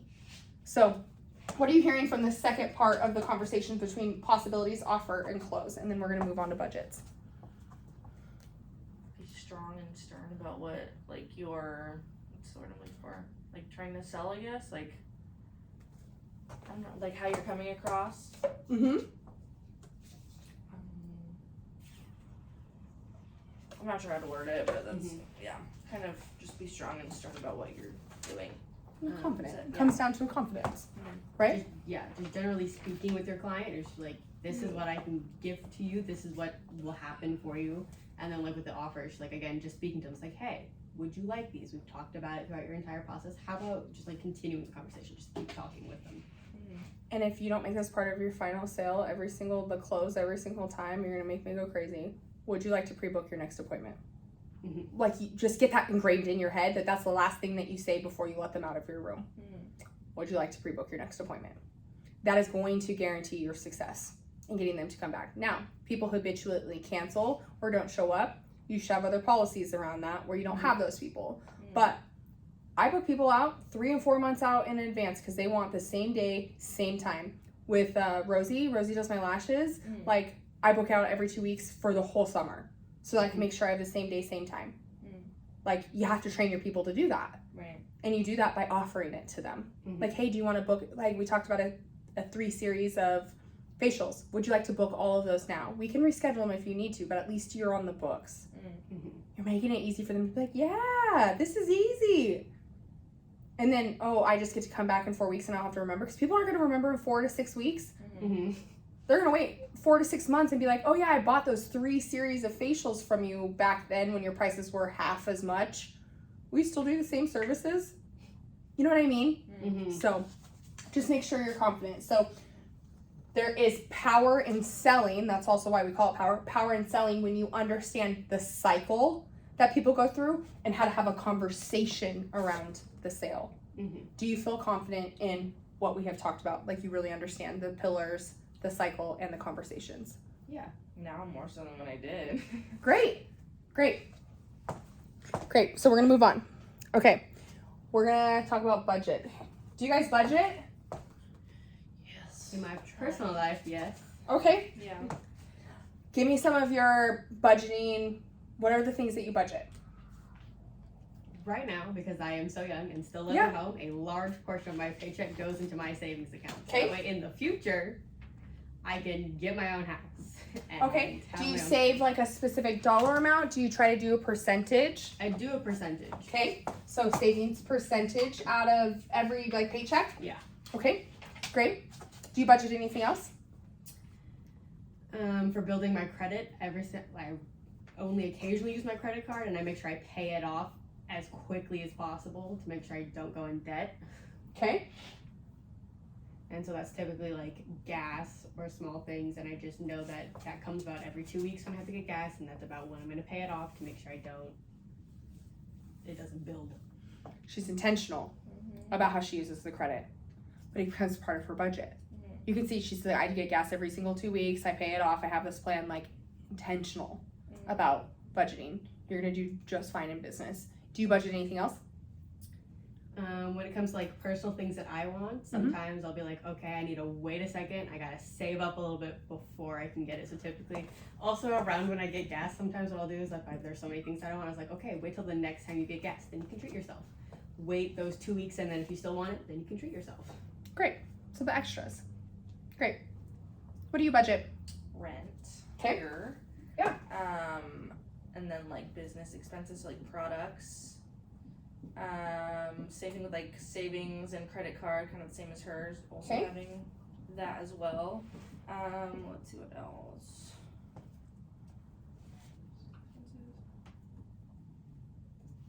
Food, Yep. food, gas, rent and utility. Vacations. Okay. Now, do you do certain dollar amounts? Obviously, rent and utilities, some of these things are, do you do percentages? Do you mix it up? Like it's some flat rates go to certain things, some percentages, or you just throw money at it whenever you can? If I'm being honest, I just throw money wherever. It's I okay, can. be where you are, where you are. There's not a, like, Yeah. I was kind of telling Audrey this, I think Friday. Like, I'm very new to this.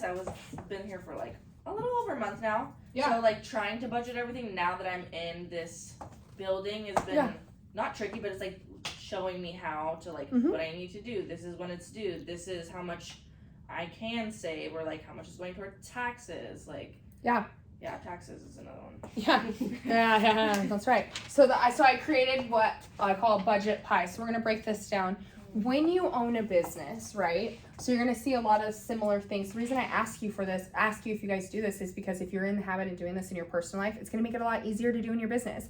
Now, if you're not like, oh, it's a set percentage like some people, 10% of their income goes to the church right away. Like they're very disciplined about that. There's nothing wrong with that. Some people are like, nope, $500 every 2 weeks I put into savings. That's okay. Like I'm not saying there's one right or wrong way, but when I do this budget pie, it's going to be based off of percentages, because your revenue can be $5,000 one month, $10,000 the next month, $7,000. It's based off of percentage in business. So, do you understand the difference between gross and net sales? Gross sales versus net sales? No. At a point in time, I did. Okay. At one point, I did take a business class. So gross is all the revenue. Gross sales means everything that you brought in. Like your profit. Net is the profit, right? Net is going to be after expenses.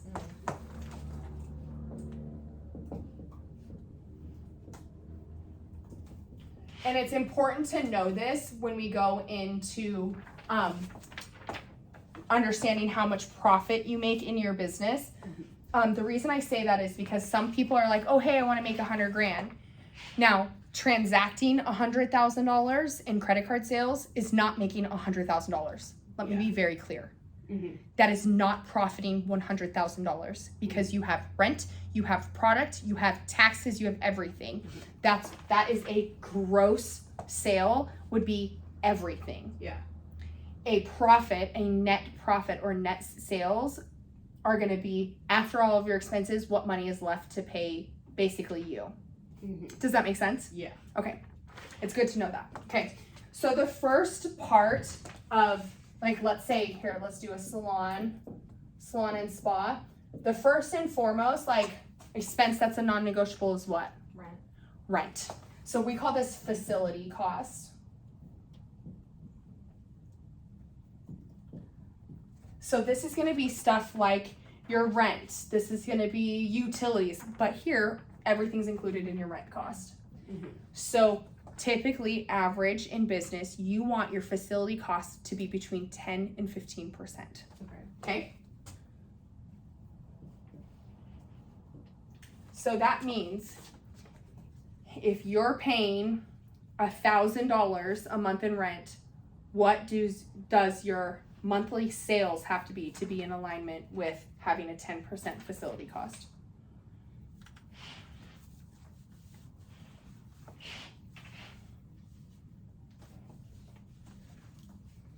Sorry, can you repeat that? If you Sorry, I'm trying to get if out my- your rent is $1,000 a month, let's say your rent is $1,000 a month, and rent needs to be 10% of your total cost, how much money do you have to bring in the month? I'm not a math question girl. Hold on. Oh, that's 15, not 12. Isn't that if $1,000 is 10% of my income? Isn't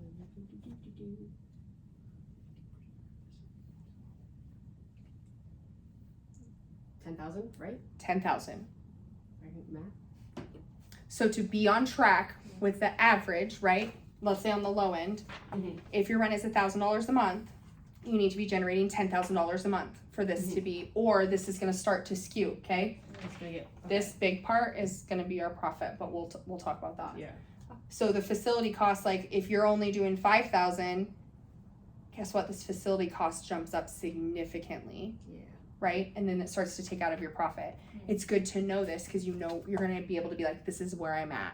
This is where I need to build. This is and this gives you kind of a clear picture on where you're missing some things or where you have some holes in some things, an opportunity to focus on education and marketing in those areas. Does that make sense? Yeah. So right around, so if it's $1,000 a month, you're going to want to generate roughly between $9,000 to $10,000 for this to track, right? Now I say this is loose because some people only work 2 or 3 days a week. So if you only work 2 or 3 days a week and you're in a room full time and your cost is 25 to 30%, it would be worth it for you to get a co-share to cut that cost in half so you could be back down to this 10 to 15% range. Does that make sense? Yes. Okay. The next part is direct costs. What would a direct cost be, do you think? Like my product? That's a cost of goods. Okay. Your business expenses? Yes. Yeah, direct costs. What directly costs your business to operate? Okay. Credit card processing, have to have it. Mhm. Social media doesn't cost you anything, but what about the apps that you have to pay for to run your business, right? Canva, it'd be, so your subscriptions, right? Okay. So the direct cost, like I cannot operate this business without it, would be licensing. It would be, your credit card processing, subscriptions. Does that make sense? What a direct cost is? Something that directly costs your business to operate. That if you didn't have these things, you couldn't have access to really running and operating a business. Direct costs, people can get these really low. So this is where you can squeeze this, like let's say the facility cost is a little bit more, you can squeeze this direct cost to make up for it. Okay. These are all flexible, like you can squeeze one more than the other, depends on how much you work and how often you work, right? This is sometimes between 15 and 20%. Now, I have seen it much lower than that. Mine, is just under 15%. Because I have found one credit card processing system that offers my online booking, my online store. It's one cost for me to have a website, online booking, my messaging, my marketing, all those things. I've found one system to do it all for me at a really low cost. So my direct cost for my business, super low, which means more profit over here. Or if my facility cost is a little bit higher, it balances it out. Is this tracking? Yeah. Okay. Sometimes when we get into this, it can get kind of confusing because you're like, wait, what? The next one is cost of goods. Now, this is going to be your product. Okay. When you do hair, super expensive. $9 a tube of color. Why do you think hair services are a couple $100 a piece? Because the cost of doing that hair product, if it's $100 for the service, and you use 2 tubes of color, that's 20% of your service now just goes to the cost of doing hair. That's why it's really important to know how much it costs you to do the service so that your pricing can reflect that so that you're not giving up more of the cost. So your cost of goods can be like 10, this ranges 10 to 12, 15%. I spend probably $750 to $800 on color a month. So if I'm doing this, that means I need to be doing $10,000 a month in services. $10,000 a month, $10,000 a month. Do you see how they kind of relate because of the same price, right? Direct costs, like, has to be $10,000 a month because you can see, like, here's 1,000, there's 1,000, there's 1,500, it's $3,500 already just to do my job. Does that make sense? Yeah. So your cost of goods, or could also be, so your direct costs are going to be like, so direct costs are also going to be stuff like legal fees, stuff like that. Sometimes things that you don't actually use all the time. That's where licensing comes in. Insurance is going to go in there. It's a direct cost to your business. Cost of goods, retail, any type of retail product. Back bar is going to go in cost of goods too. So that's kind of money that you don't get to make up for. So that's where selling retail can really balance this out. If you sell a lot of retail, you're going to have to spend money on retail to make money, but it's 100% markup. So you have an opportunity to what you spent on it equally make that and put yourself ahead. Does that make sense? So if you buy something for $10, you sell it for $20, you've made a $10 profit. Sales tax goes to the state. Customer pays the whole price, what you paid plus your profit. Make sense? Yeah. And then this last one down, this little one down here is operating expenses.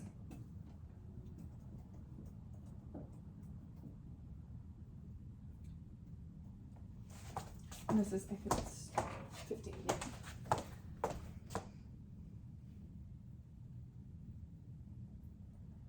Now, operating expenses, it's nice to be in a salon suite because you guys kind of get an opportunity.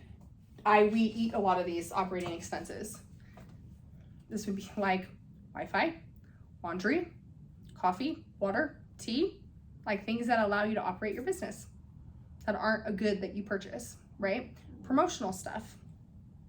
Like promotional stuff isn't a direct cost because if you didn't do promotions, you wouldn't have that expense. So operating expenses, promotional stuff, marketing, advertising, all of that kind of stuff is an operating expense. These are all tax write-offs. They're just mean different things. So don't let like it confuse you. They all go together. All of this stuff can be a tax write-off, but operating expenses are going to be things like to operate your business.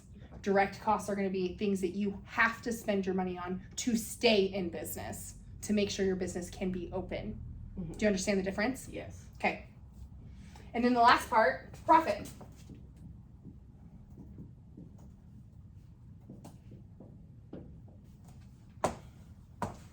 %, average. Restaurant and hotel industries, restaurants have a 10 to 12% profit margin. So when you go to a restaurant, they're making probably 10% profit off of what they're charging you. What after they have to pay for the food, they have to pay for their space, they have to pay their people, they have to pay all the insurances on all those people, and then pay for everything to be made and the cost of the equipment. It's about 10 to 12%. In the beauty industry, it can be 30 to 50%. But you are going to give up a portion of what you charge to operate your business. That's why I want you to understand what this looks like from a visual standpoint. Because if you're operating and you're charging quite a bit for your services and you're really effective with your time and you're selling a lot of retail, this gets squeezed down and then this profit margin gets bigger. The goal is like at least 30 to 50%. For me, easily 50% or more, because over time I have raised my prices and I don't break people's bank, but I make a good profit so that the business is worth it. Because why the hell am I going to do all of this stuff if I'm only going to take home $20,000 in profit out of the year? I might as well just go work for someone and let them do all the work. So understanding, like if you're really blowing through the skincare products and stuff like that, That's a time to look at how much product are you using during your services. Do you have to use as much product, or are you just being like willy-nilly? That's why a lot of estheticians will put their stuff in portion cups. They can control the cost because it's expensive. So beauty professionals that do that, there's a reason. Smart in business. It's the cost of the cup and the lid would be worth it if it's saving you hundreds and hundreds of dollars at the end of, if not thousands of dollars at the end of the year. Plus, it makes you look like your business is super prepared and super professional, because all the high-end places do that because they have to control those costs. So making sure that you understand credit card processing is a variable cost, because the more you process on the credit cards, the more you pay them, because it's a flat rate. But you at least know 2.9% of everything that you process through credit cards is a flat rate, right? So you know that right out the gate. 2.9% of your income goes into this 15. And then when your rent is high and your rent is high, or you're new and your rent is higher and this is a big portion of your profit, the question to ask yourself is, where can I fill my books? Where can I raise my prices? Where can I sell retail? Like, where can I increase revenue in what I'm doing without sacrificing all of my time? Because then that will translate into more profit. And when you're new in business, of course, this is going to be so much more. Like, of course, you're building, right? Like, you're building a business. Same thing with us here. Like, we had 15 rooms the first day we opened and like 2 people in here. We had to build that over time. We had to build a clientele in this building, just like you guys are having to build a clientele in your business. But if I were to give you a range of anything and goals to aim at, aim for 30 to 50% out of your business, because you can do that in the service industry. Lashes, you could probably make a lot more because the cost of doing it is not super high compared to like hair color. Because we broke down the cost of doing business once, right? In one of the classes. We talked about it. Yeah. We talked about like the cost of lashes and the glue and the whole service. Like, how much is it really? I want to say we like said $20 to $25, right? I think so. Okay. Well, great. So the total cost of her, like with everything included, all of these would be 25%. She's way ahead of this to profit more. Now it's just about your time. Fill your time. Because the more time you spend open, the more that these fluctuate and they move around based off. So then it would be like, okay, how do I build a bigger clientele and service more people? And then when you get full, guess what? Raise your prices. And then the cost stays the same. And now you're profiting more and more and more. And over a long period of time, you go from 20 to 25 to 30 to 35 to 40 to 50 to, if not more. There's some people that make massive profits off of what they do because they've just understood to keep their cost. They know what their cost is, and then they keep it low by staying super consistent. And if they become masters at being able to sell things and talk to people, the money and the profit flows a lot easier to them. Does that make sense? Yeah. So, what are you hearing from this budget pie? That I need to fix some things because you said so you were saying something about like $10,000 for like total every month. So like basically now I'm like, okay, so how do I like make it to that point now? Okay, what are you currently at? I would say it ranges every month. Right, it's going to. Definitely not 10,000, so that seems to be a problem. I guess like. Not a problem unless you. Okay. Depends. So you need to double it down. Nothing wrong with that. How can you double that down? Can you give double the amount of your time? Well, no, if I'm available Monday through Friday, so. Yeah, no. So you can't give double amount of your time. So giving up more of your time is not an option. So what do you have to do with the time that you have? Retail. Bingo. Because you can make so much more money in less amount of time by selling retail. And then you sell them a good quality product and everything and educate them. Guess what? They're going to keep coming back. And they're going to keep selling. And it's going to be easier and easier for you to sell. Like, I can easily make $80 to $150, if not $200 off of a $200 color service by selling liters of shampoo and maybe a scrunchie or something. And then I'm like, hey, bring your liters and I'll fill them up 20% discount. 1, because I don't want to have to go buy new bottles. And 2, it's easier for me just to buy the gallons and people get a discount. Great.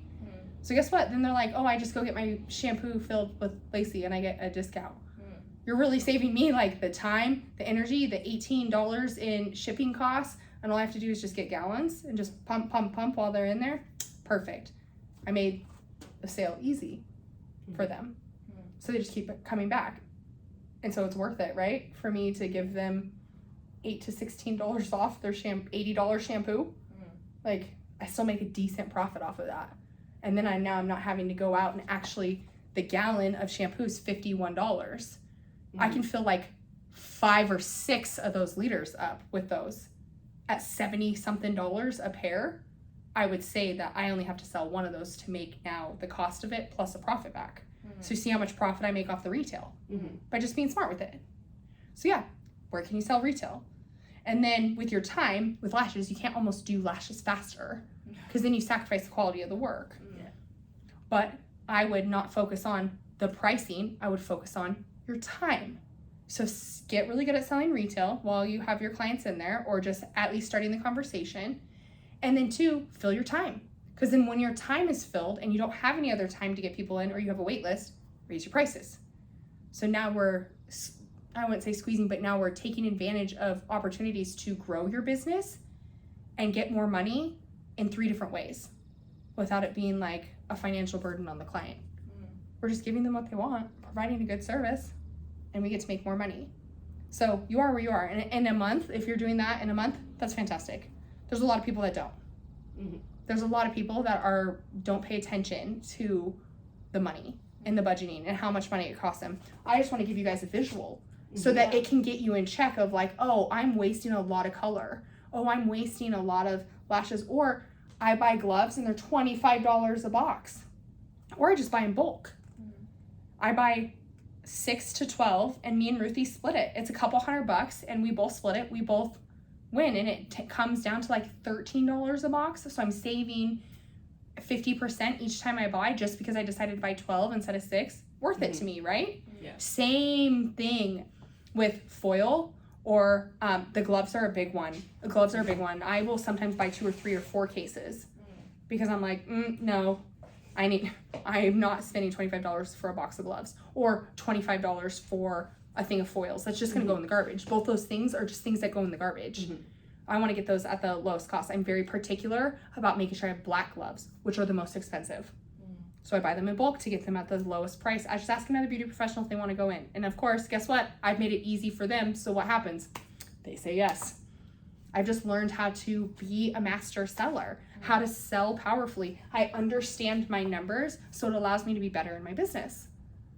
So what's one of your biggest insights and takeaways from power selling and budgets? Be confident in selling. Like, don't be shy. Don't hide, basically. Yeah. And that I need to get my shit together. With the budget pie. Yeah. Because now that it's like my first month, and now I'm like, okay, this is what I need to be saving. This is what I need to budget. So I feel like looking at this kind of put it into a big perspective on what I need to do. And now that I know, it's like, okay, I need to do retail. So make a list. What retail do you want to sell? Make a list and start there. And then be like, okay, I need to find a quality product. What product do you want? And then go look in how much is that product going to cost me. This is going to take some time to research, especially when you're bringing retail in. I, for 6 months, worked on my makeup line before I brought it into my salon. 6 months. The palettes cost me $7 a piece to make. I sell them for $50. Think about the profit margin on that. Like, massive. Because I did so much research and made sure that I had a quality product that was really super affordable, my branding, everything, and it took time, right? That's for creating your own brand, but bringing another brand in, Dermalogica, something like that. Are you going to have your own brand, or are you going to bring in another brand? Do you need to sign a diversion contract? Are you in control of how much you sell it for, or do they choose? All things to kind of think about when you're wanting to bring retail in. And then once you have it, post about it. That's why the strategies and marketing will be really good. It'll be really good for you, because we're going to talk about that. How do we market and strategize and be super intentional with it so that it's easy and it's fun, and then people are always like, yes. I need to book services. I need to buy this. I need to do this. When you have a new product out, everybody's like, oh, go to Isabel. Need that lash serum. We'll get you there, but it's going to start with this. Right. It's the cycle. Okay, Audrey, biggest insight for you? I would also say that confidence is a huge thing, and just like knowing that I know what I'm talking about, and like feeling confident is like I can recommend something to somebody and it will work out for them, or it's like say it doesn't work out for them, I can offer other things. Like I know what I'm talking about and therefore I can give somebody good advice. Yeah. Also just takes research. Get to know the products that you're using, and you'll find some that work for you since you're newer in the industry. You'll find some stuff that you love and some stuff that you don't love. I was L'Oreal for a long time, then I went to Redken, and now I carry Loma. All for different reasons. Just over my career time, I'm just like, nope, I stand behind this Loma product more than anything else. And that will happen with you too. But it's kind of cool to bring in new products because then it's a new opportunity for you to sell people on things. You know, just don't make the selling weird. Don't be weird about it yourself. The better you can understand this process and how the business runs, the easier it's going to be just to not be like, oh, I'm going after this for the money. So, well, hey, that's all I got for you guys today. Thanks for coming in. If you guys have any questions about budgeting or selling or come up against something that you're like, hey, look, I tried this and it failed miserably, let's have a conversation about it. Because it's going to happen. I'll just tell you right now, you're going to try to sell this and people are going to be like, no, way more than they're going to say yes in the beginning. And then just over time, they'll start to say yes, or maybe we can get them to say yes with marketing so they don't have to tell you to your face first. Because in the rejection to the face, sometimes people take it internally. We're women and we're in the beauty industry, and when somebody tells us no, we're like, right? Like that, at least I do. So just be confident, understand what you're doing, and then if you have any questions, just reach out. Awesome. Thank you.